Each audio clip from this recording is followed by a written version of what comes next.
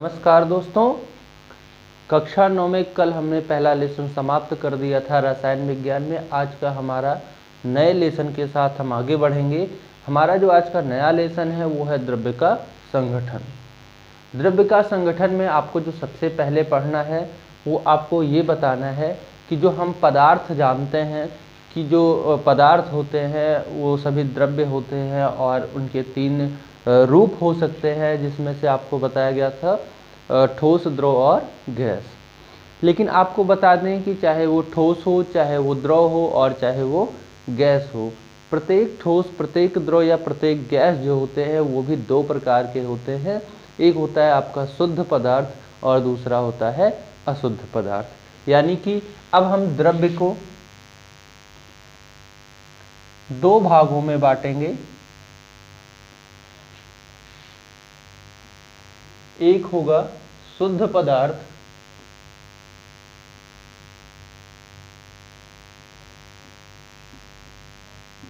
और दूसरा होगा अशुद्ध पदार्थ।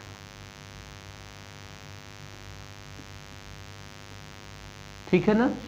पहला होगा शुद्ध पदार्थ और दूसरा होगा आपका अशुद्ध पदार्थ। आम तौर पे जैसे हम अपनी भाषा में समझते हैं शुद्ध और अशुद्ध, जैसे भोजन रखा हो, बिल्ली ने जूठा कर दिया तो हम कहते हैं अशुद्ध हो गया, है ना? या किसी और ने छू लिया, नहाया नहीं, ये नहीं किया, वो नहीं किया, तो आम तौर पर हम इस प्रकार जानते हैं कि हमारे जो पदार्थ होते हैं वो अशुद्ध हो जाते हैं। लेकिन विज्ञान इस तरीके के किसी को हम अशुद्ध पदार्थ नहीं कह सकते हैं। इसका शुद्ध और अशुद्ध जानने का जो तरीका होता है वो थोड़ा हम लोगों से सोचने के आधार से थोड़ा अलग होता है। ठीक है ना? तो आगे चलते हैं और जानने की ये कोशिश करते हैं कि शुद्ध पदार्थ किसे कहते हैं और अशुद्ध पदार्थ किसे कहते हैं। तो सबसे पहले हम परिभाषा जानेंगे किसकी? शुद्ध पदार्थ की। तो आपको बता दें कि शुद्ध पदार्थ वे पदार्थ होते हैं जिसमें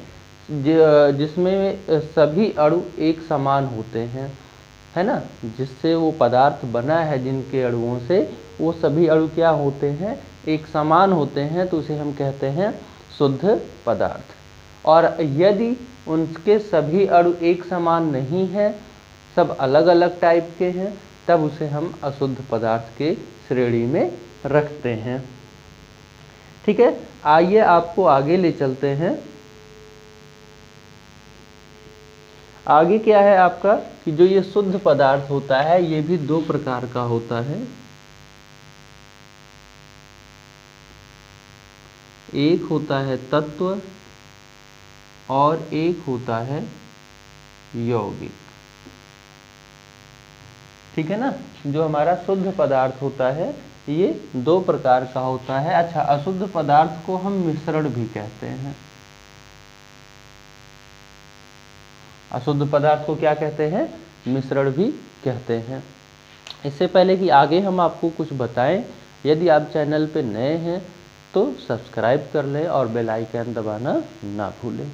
हाँ, अगर आप पुराने ग्राहक हैं हमारे तो कोई बात नहीं, आप हमारे वीडियो को अपने दोस्तों में शेयर करें ताकि वो भी वीडियो का एंजॉय कर सकें। तो चलिए, सबसे पहले हमने चर्चा की द्रव्य की। तो द्रव्य किसे कहते हैं ये तो मैंने आपको बताया था कि द्रव्य वे पदार्थ हैं जो स्थान घेरते हैं और जिसमें भार पाया जाता है। लेकिन द्रव्य हमारे दो प्रकार के हो सकते हैं, एक शुद्ध पदार्थ हो सकता है, दूसरा अशुद्ध पदार्थ हो सकता है। यानी कि शुद्ध द्रव्य और अशुद्ध द्रव्य। शुद्ध कौन होगा? शुद्ध वो पदार्थ होगा जिसमें प्रत्येक अणु एक समान होंगे, वो हमारा शुद्ध पदार्थ की श्रेणी में आएगा। जिसके अणु असमान होंगे वो हमारा अशुद्ध पदार्थ या मिश्रण की श्रेणी में लिया जाता है। मैंने कहा कि हमारा जो शुद्ध पदार्थ होता है वो दो प्रकार का होता है, एक तत्व हो सकता है, दूसरा यौगिक हो सकता है। तो तत्व कौन होता है और यौगिक कौन होता है ये आपके लिए जानना बहुत इम्पोर्टेंट है। आपको बता दें, तत्व बेटा, जो तत्व होते हैं ये ऐसे पदार्थ होते हैं, तत्व ऐसे पदार्थ होते हैं जो किसी भी तरीके से जिनको हम किसी भी रीति से या किसी भी तरीके से ना तो उन्हें हम तोड़ सकते हैं अलग अलग दो भागों में, और ना ही दो अलग अलग चीज़ों को लेकर उनका निर्माण कर सकते हैं। जैसे आपके बहुत सारे तत्व हैं, ऑक्सीजन है, हाइड्रोजन है, नाइट्रोजन है, लोहा है, स्टील है, लोहा है, सोना है, चांदी है ना। स्टील आपका नहीं होता है, ध्यान में रखना इस बात को। तो ये जितने भी तत्व होते हैं, इन तत्वों का निर्माण अगर हम चाहें कि स्वयं कर लें तो ये किसी भी रीति, किसी भी तरीके से संभव नहीं है। आप अगर चाहो कि आप अपने घर में एक लोहा बनाने वाली फैक्ट्री लगा लो, तो आप कभी लोहा का निर्माण नहीं कर सकते, सोने का निर्माण नहीं कर सकते, क्योंकि तत्व जो होते हैं वो नेचुरल हैं, वो प्राकृतिक हैं, वो प्रकृति के माध्यम से ही हमें प्राप्त हो सकते हैं। इनका निर्माण हम किसी भी विधि से, किसी भी रीति से, किसी भी तरीके से नहीं कर सकते हैं, ठीक है। या जो नेचुरल गैसें होती हैं, जैसे मैंने कहा हाइड्रोजन है, ऑक्सीजन है, नियान है, आर्गन है, या ऐसी बहुत ढेर सारी गैसें हैं, तो उन गैसों का भी निर्माण आप नहीं कर सकते हैं। अब कहेंगे सर जी जो पढ़े लिखे होंगे थोड़ा सा ज़्यादा आगे की क्लास में जा कर के, वो तो कहेंगे मैंने इस गैस का निर्माण तो पढ़ा था। लेकिन आपको बता दें कि अगर आप किसी गैस का निर्माण करते हैं तो आप ध्यान दीजिए कि आप जिन जिन पदार्थों को आपस में मिला रहे हैं उसमें से क्या जिसका निर्माण आप करने जा रहे हैं वो सम्मिलित है अथवा नहीं है। तो आप देखेंगे कहीं ना कहीं वो सम्मिलित होगा, यानी कि आप उस तत्व को अलग कर रहे हो, उसका निर्माण नहीं कर रहे हो। तो कुल मिला के मेरा कहने का इतना अर्थ है कि आप चाहकर भी तत्व का निर्माण किसी भी तरीके से नहीं कर सकते हो। यानी कि अगर आपसे पूछा जाए कि तत्व किसे कहते हैं, तो आप कह सकते हो कि तत्व वे पदार्थ होते हैं जिनको हम किसी भी रीति से, किसी भी तरीके से उनका ना तो निर्माण कर सकते हैं और ना ही उनको दो या दो से अधिक भागों में तोड़ सकते हैं। उन्हें क्या कहते हैं हम बेटा? तत्व कहते हैं। अब तो तत्व की परिभाषा हो गई, आप परिभाषा इसकी लिख लेंगे। अब बारी किसकी है? यौगिक की। यौगिक किसे कहते हैं?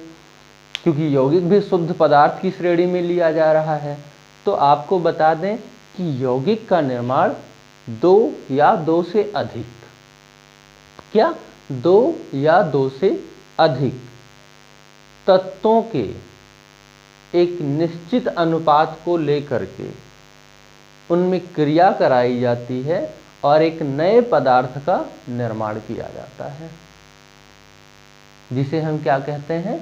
यौगिक कहते हैं। रही बात इसकी परिभाषा देने की, तो आप परिभाषा और अच्छे तरीके से दे सकते हो। कह सकते हो कि यौगिक वे पदार्थ हैं जो दो या दो से अधिक तत्वों के निश्चित अनुपात में रासायनिक संयोग से बनते हैं, ठीक है ना। इसमें क्या होता है, फिर से बता दूं आपको कि यौगिक में पहली बात तो कम से कम दो तत्व होंगे या दो से अधिक भी हो सकते हैं, तो वही कहा जाता है कि यौगिक वे पदार्थ होते हैं। लिख दे रहा हूं मैं, यौगिक वे पदार्थ होते हैं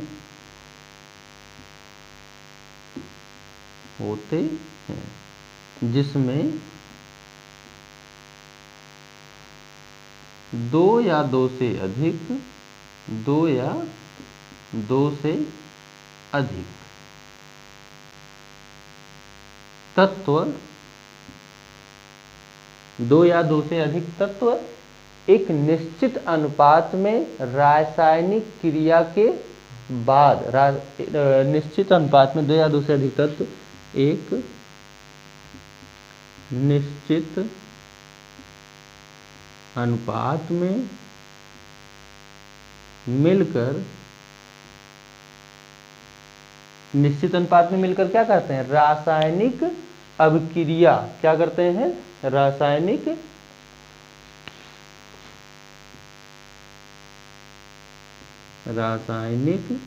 संयोग या अभिक्रिया। रासायनिक संयोग द्वारा बनते, ठीक है ना, ये आप परिभाषा लिख सकते हैं। तो ये आपको कंफर्म हो गया होगा कि द्रव्य दो प्रकार का, शुद्ध और अशुद्ध। शुद्ध जो होता है दो प्रकार का, तत्व और यौगिक। तत्व कौन है? तत्व वे पदार्थ हैं जिनको हम किसी भी रीति से, किसी भी तरीके से न तोड़ सकते हैं, न इनका निर्माण कर सकते हैं। और हमारा जो दूसरा है वो यौगिक है। यौगिक में क्या बताया? इसमें दो या दो से अधिक तत्व आपस में एक निश्चित अनुपात में मिलकर रासायनिक संयोग द्वारा बनते हैं। अब अगला है हमारा अशुद्ध पदार्थ। अशुद्ध पदार्थ या मिश्रण। तो अशुद्ध पदार्थ या मिश्रण की जो परिभाषा है वो यौगिक से कुछ मिलती जुलती है। वो परिभाषा क्या है, आप अच्छे से ये सुनिए।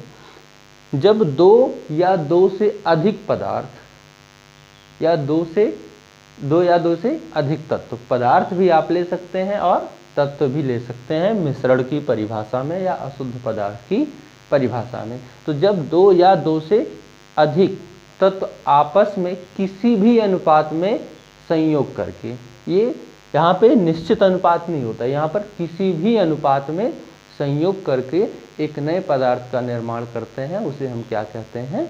मिश्रण कहते हैं। तो इसकी भी परिभाषा आई थिंक कंफर्म हो गई होगी आपको कि मिश्रण या अशुद्ध पदार्थ किसे कहते हैं। ठीक है। आइए आपको अगली हेडिंग बता देते हैं क्या होने वाली है हमारी।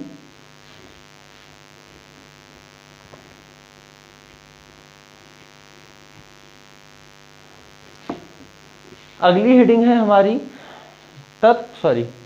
यौगिक और मिश्रण में अंतर। यौगिक और मिश्रण में अंतर। ठीक, एक तरफ आप यौगिक लिख लेंगे और दूसरी तरफ मिश्रण। ठीक, आपको इसका अंतर लिखना है। तो सबसे पहला अंतर तो इनकी क्या हो जाती है? परिभाषा हो जाती है कि हम यौगिक किसे कहते हैं। आप तुरंत फटाक से परिभाषा लिखेंगे इसकी कि जब दो या दो से अधिक प्रकार के तत्व आपस में एक निश्चित अनुपात में मिलकर रासायनिक संयोग द्वारा प्राप्त किए जाते हैं। और जो मिश्रण होता है इसमें दो या दो से अधिक प्रकार के तत्व आपस में मिलते हैं लेकिन उनका अनुपात निश्चित नहीं होता है। आइए हल करते हैं।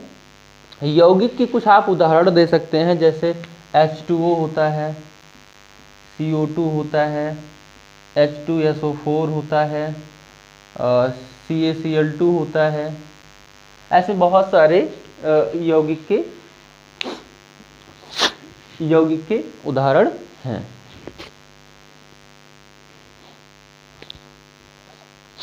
और मिश्रण में तो आप कुछ भी मिला सकते हो, ठीक है ना। मिश्रण में जैसे बालू ले लो, चीनी ले लो, चावल ले लो, आटा ले लो, सब मिला दो, वो क्या हो जाता है? हमारा मिश्रण हो जाता है। तो पहला जो डिफरेंस है वो तो ये है इनकी परिभाषा ही। दूसरा डिफरेंस, आप जैसे जल, कार्बन डाइऑक्साइड, H2SO4, CaCl2 ऐसे ढेर सारे तत्वों के नाम, मिश्रणों यौगिकों के नाम लिख सकते हैं।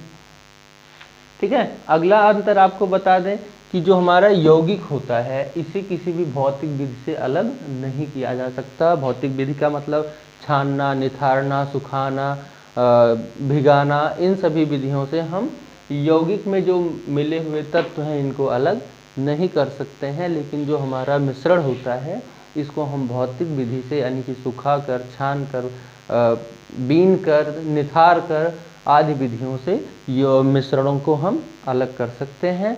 इसके बाद आप इसमें जो बचा हुआ अंतर होगा उसे हमें लिख करके और याद करके सुनाएंगे और लिखाएंगे। मिलते हैं अब आपको अगली वीडियो में। तब तक के लिए इंतज़ार करिए और पढ़ते रहिए।